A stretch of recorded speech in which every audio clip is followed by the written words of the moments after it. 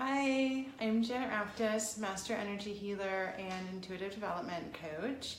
And almost every Tuesday at 5:15 p.m. Eastern, I share tips on how to take care of your energy and so forth and so on for empaths and sensitive people. Hey, Susan. So this week I want to talk about energy vampires, and I think probably most sensitive people can immediately know what is meant by that. But an energy vampire essentially is somebody who is emotionally stunted in some way, shape, or form, and who believes that the world really revolves around them. And for some reason, sensitive people seem to enter into relationship with energy vampires a lot.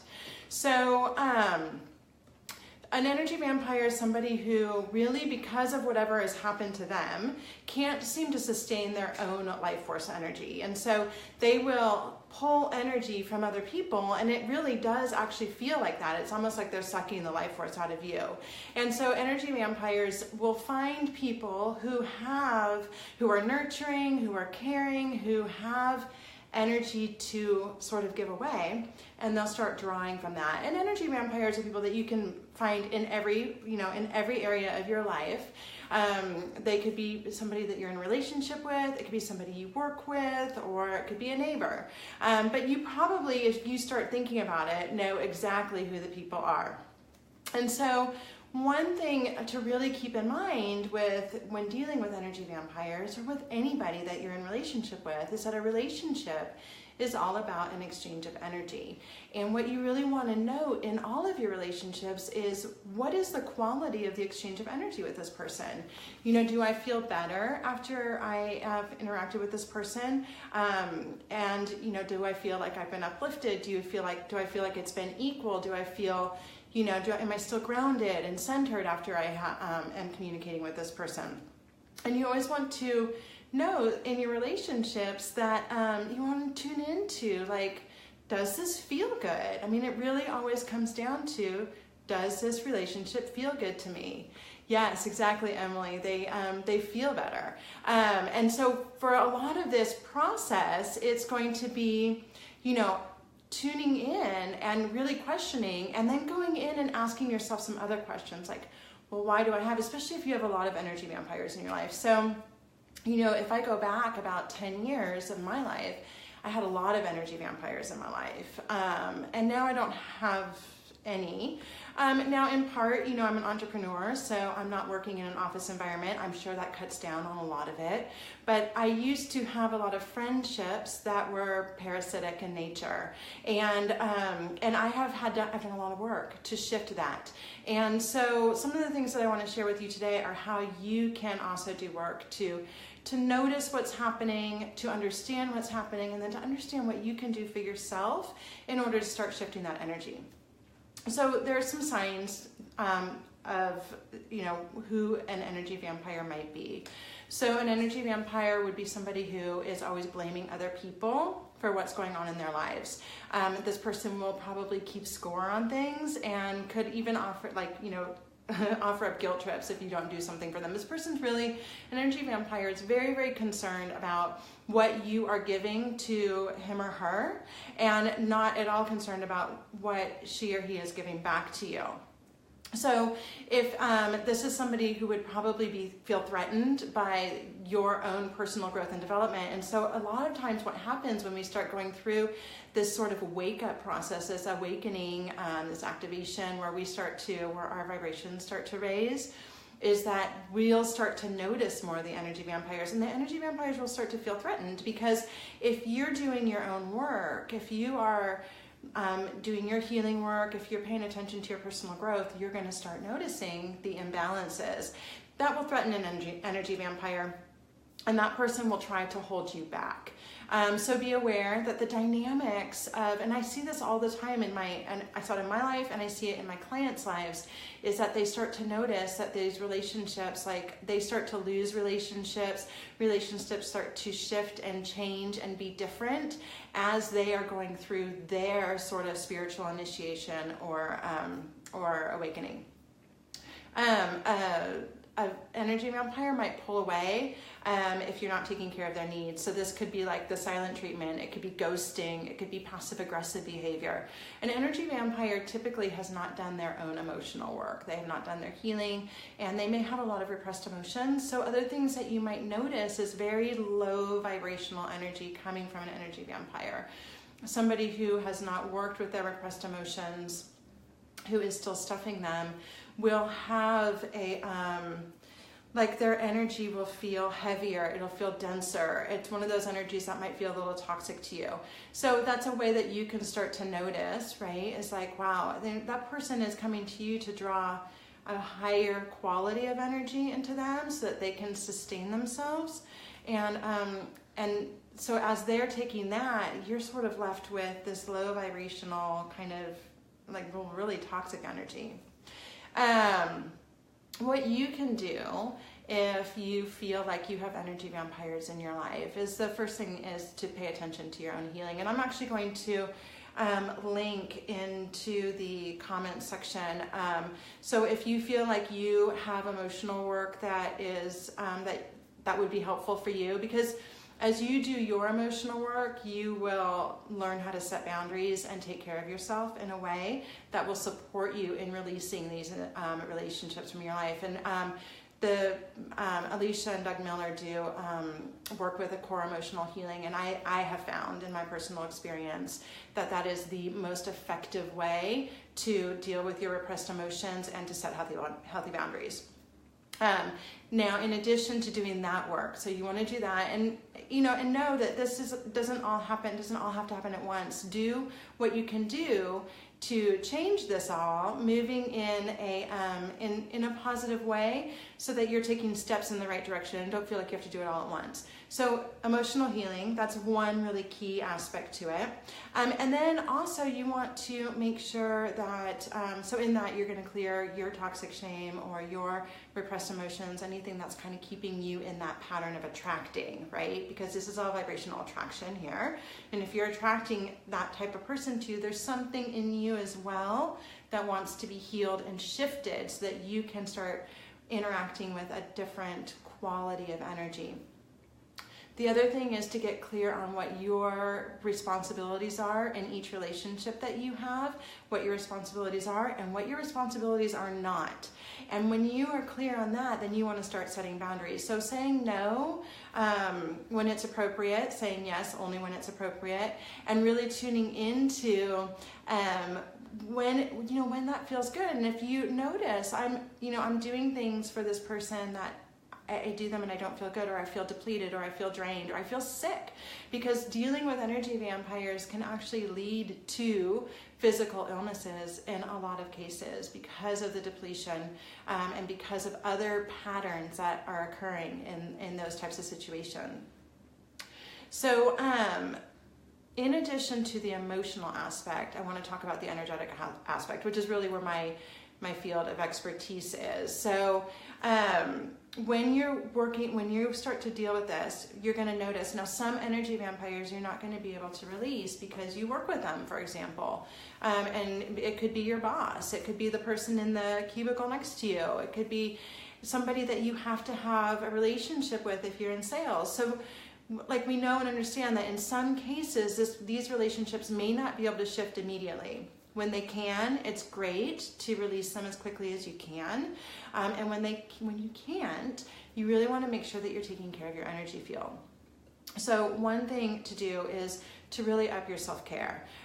To take, if you enjoy Epsom salt baths, that's a great way to cleanse your energy field. You can work with sage, Palo Santo. You could create sacred space in your office. You can work with light to create a force field of light around you. I work a lot with a golden light, and what I do is I call that into my crown all the way through all of my chakras. I see it moving from all of my chakras out into my field, and this is like a high vibrational porous light that allows only high vibrational energy in, and it's a force field. I prefer not to use like shield or armor or protection, because to me that feels very disempowering. And when I work in like the energy of a force field of light, it feels really good. It feels very dynamic and empowering. So I do those things. And remember too, like you don't have to have sage and Palo Santo with you. It's nice to have the ritual of sage or Palo Santo or a gemstone. You could, you know, keep black tourmaline on you, or any tourmaline really. I'm a huge fan of, I was just recently turned on to Dravite by my friend Stephanie Coletti, who sells crystals, and I'm loving it. But again, you don't have to have those things with you. They're helpful, and the ritual is nice, and the intention is nice, and if you have that intention that the stone is going to help to filter out the energy, then that takes some of the, like, you don't have to worry about it as much, right? But you can just work with light. Like, you can keep that force field of light around you. You can keep the force field of light around your desk space. You can create sacred space. You can have a salt lamp. You can set yourself up in a way that will help you to make sure that your energy field is being cleansed. And then when you up your self-care and you are taking care of yourself, you're sending a message to yourself over and over again that you're worth it, that you're worth having, you know, that you're worth nurturing and nourishing, and that you, and as you take care of your energy field, you're not going to want anything to dirty it up. It's like if you're cleaning your house all the time and somebody comes in and dumps a bunch of trash in your house, you're like, what the hell are you doing? But if you are hoarding a bunch of stuff and you already have a bunch of trash in your house and somebody brings it in and leaves it there, you're not really going to notice, right? So as you start really clearing stuff out and taking care of your energy field, you are going to notice, wait a minute, that thing doesn't feel good in here. I don't want it.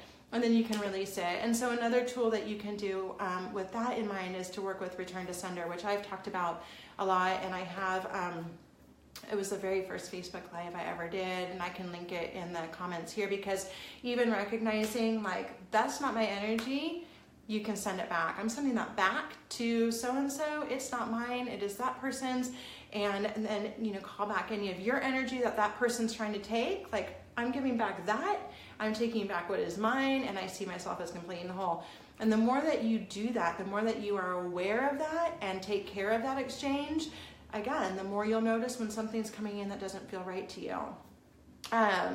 So when you go, and also, again, as you're going through this process of awakening, and we're all constantly raising our vibrations, like all of us that are paying attention to this and working on this, if you're watching this video, you are, and it's not something that ever stops. Like, I still continue to be more and more and more sensitive every day. And so as that happens, we start to notice more and more and more. And so as you're going through this process, notice what's shifting and changing, and notice the energies, and you will also get better at taking care of them in the moment. A friend of mine was telling me she just had another increase in sensitivity, and she's already a very sensitive person. She went to a festival the other day, and she noticed some really toxic energy, and she noticed that somebody was pulling energy from her. And she went and laid down in the grass, and that's something that you always, you know, you can always do. For me as well, grass is like the earth. The earth is such an amazing cleanser of energy. So if you live near the beach, you can go do this on the sand. If you live near a park or near the woods, you can just go out and be in nature and allow that energy to release into the earth itself, and it's very, very cleansing. So there's a few ways that you can take care of it, and also just knowing that the more you pay attention to all of this, the easier it's going to get. That's not mine, that's not mine, that doesn't feel good. This person, the relationship with this person doesn't feel good. What do I need to do? There's a lot of awareness that goes into it, and with that awareness, we can continue to create positive change in our lives. So I'd love to see if you all have any questions. I haven't seen everything that's been scrolling through, so if you've asked a question already, or if you have one, please feel free to post that now. This is something that I think is just so important, and something that, you know, again, like, I feel like my life has changed so much, and I don't have to deal with it so much anymore. But when it does come up, you know, one of the blessings of just doing this work is that you just become so much more aware of it, and you in the moment are so much more able to work with it. And I'll just hang out for a minute, and if anybody has a question, I'm happy to answer. Also, if you have a topic that you would like me to talk about, I'm happy to talk about. This was actually a topic that several people sent in to me, so I want to thank them for that because it's such a good one. And yeah, thank you so much, Quinn. I appreciate you watching, and I am so grateful for all of you that were here, and I look forward to seeing you all again next week. Oh, toxic family members, so from Melissa. Yeah, so family members are always the hardest because a lot of times they're not the ones that are going anywhere. Let me look at Quinn. I'm going to look at your question real quick and then go back to Melissa's. What prayer or assistance from afar would you suggest for those suffering from addiction, hole in the soul? Okay, so I will come back to that in a moment. I just don't want to miss it. With family, extended family, close family, sometimes you will have to cut the cords with those people. Sometimes if it's really bad, you might just have to release that relationship. If it's something that you don't want to release for whatever reason, if it's not possible or it doesn't feel right to release it, even though it's toxic, you can use your tools to make it the best experience that you can be every time you have to deal with that person. So let's say you have to have a phone call with that person. Before you get on the phone, use the force field of light around you. When you get off the phone, send the energy back, call your energy back. As you're talking to the person, be aware of what's going on and hold your force field, hold your energy, hold your grounding. You can have it so that that energy doesn't penetrate you, so that they don't have your permission to take any of your energy. And once you have done that, that will help. You will start to be able to be more in the moment. It will take energy to do all that. So be aware that you will have to take better care of yourself with it. So let me come back up here. Quinn, with addiction, the prayer, the assistance. So with addiction, it's really challenging, and addiction is a toxic and potentially vampiric relationship. So what I would suggest is that any prayer that you want, but knowing that addiction is always up to the person who is addicted, right? That is that is the only person that can do anything with their addiction. So for you, or if we're praying for somebody, it's like we pray to whomever we pray to. And we ask that, you can ask that they, have support, that the spirit be with them, that their guides and angels be with them, that you can even pray that they find release from their addiction. The important thing here is to recognize that you can't shift anything, right? And also just to recognize that, to not get caught up in the energy of it. So you send the prayer up with a pure heart, and you send it up, and that's it. That's all you're doing. It's very clean. Does that make sense? You want to make sure that what you're offering is coming from purity, and that there's no expectation and no entanglement. And if the addict is gripping onto you, because a lot of addicts do this, a lot of addicts are vampires because they don't feel good, that you really recognize that you can't be in a lot of contact with that person, that you're going to have to set boundaries over what type of energy is being exchanged with them. And let me see, I think Irene had a question. Once we've helped an energy vampire exit our lives, how do we clear out stuck energy that left behind? So you can do a house cleansing if it's in your home, or you can do, an office cleansing if it's in your office. That can be done, with sage, Palo Santo. It can be done with light, working with light, using light to move all the energy out, calling in your angels and your guides, praying. I use golden light for just about everything. And you can really, we are completely empowered in our own energy, and nothing that we don't have an agreement with can be with us. Does that make sense? So if we're like, be gone, and we command it to go, it goes. So just knowing that you can have a ritual with that, or it can be as simple as snapping your fingers if you are aligned with that form of clearing. Does that make sense? And let me see. Had to use Michael to cut the cord. Yeah, so Susan's saying that she had to cut the cord, and that is exactly what has to happen sometimes. Like sometimes you just have to let it go. And one thing I want to note is that when you release toxic relationships, and you move on, you will start to bring in other relationships that feel a lot better to you.